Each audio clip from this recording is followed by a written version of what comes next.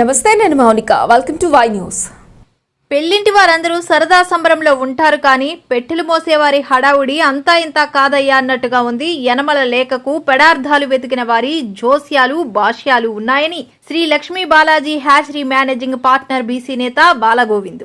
ఏదో సామెత ఉంది, పెళ్ళింటోడు కన్నా పెట్లు మోసినోడు అడవడి ఎక్కువ ఉంటుందని. ఈ పెట్లు మోసినోళ్ళు ఎక్కడెక్కడో డబ్బాలు కొట్టడానికి చూస్తున్నారు, కానీ అవన్నీ కూడా పెద్దయినా వెనకాల చిన్నైనా ఎప్పుడు వాళ్ళ నిబద్ధత ఎప్పుడు కూడా కలిసి ఉంటుంది. ఈ రాష్ట్రానికి ఎన్నడూ కృషి చేస్తూనే ఉంటుంది తప్ప ఎప్పుడు మరవలేని అభిమానం అది.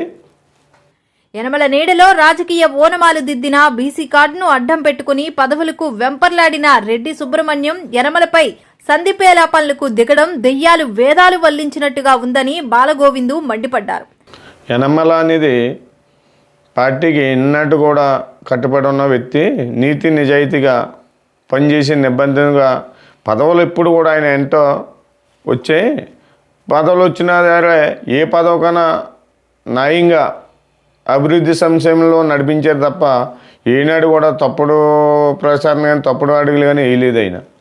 అలాగని యనమల అనేది ఒక బ్రాండే కాకుండా మహాశక్తి అంటాడు మన తెలుగుదేశం పార్టీకి.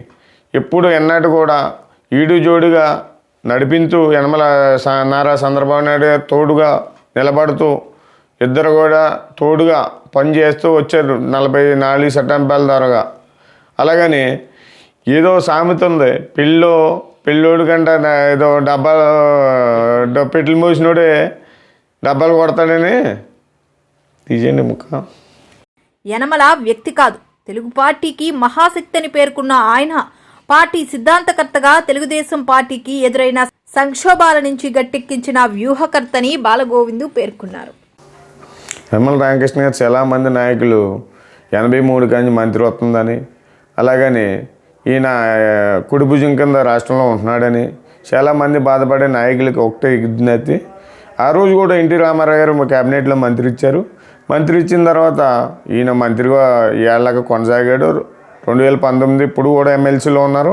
అయినా చాలామంది నాయకులు పచ్చపాతంగా ఏదో కంటికి పచ్చగా ఉండొస్తే ఊరంతా పచ్చగా అన్నట్టు, అలాగే యనమల రామకృష్ణ గారి మీద ఎంతోమంది కళ్ళు పడద్దాయి తప్ప ఈ వాస్తవం ఏంటంటే అయ్యాలు చాలామంది అంటున్నారు ఎన్టీ రామారావు గారికి మౌతి లేదని. ఎన్టీ రామారావు గారు మౌతి ఈడిపోవడం కారణం చాలామంది పెద్దలు కూడా అక్కడ ఉన్నారు. రామకృష్ణ గారు ఒకటి అయిపోతే మౌతి అయిపోవడం ఉండదు.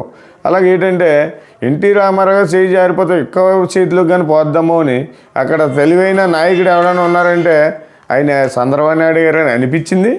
ఆయన ప్లేస్లో కూర్చున్నాడు, ఆయన చేతిలోనే ఉంది. ఏళ్ళనాటి వరకు కూడా ఈ యనమల రామకృష్ణ గారు కూడా సీఎం ఎక్కలేదు. అలాగని యనమల రామకృష్ణ గారి మీద చాలామంది పక్షపాతంగా చూసినా కానీ ఇప్పుడు కూడా ఈ పార్టీలో కట్టుబడి ఉన్నాడు తప్ప మరో పార్టీ జెండా కప్పుకోలేదు. అలాగే ఈ జెండా కప్పుకోకపోయినా యనమల రామకృష్ణ గారు చంద్రబాబు నాయుడు ఎంట నేడ మాట ఉన్నాడు తప్ప తప్పుడు అడుగులు వేయలేదు. ఒకే మాట ఆయనకి తెలుసు, పెద్ద ఆయనకి, అలాగే ఈయనకి తెలుసు. చాలామంది దుష్ప్రచారం చేసి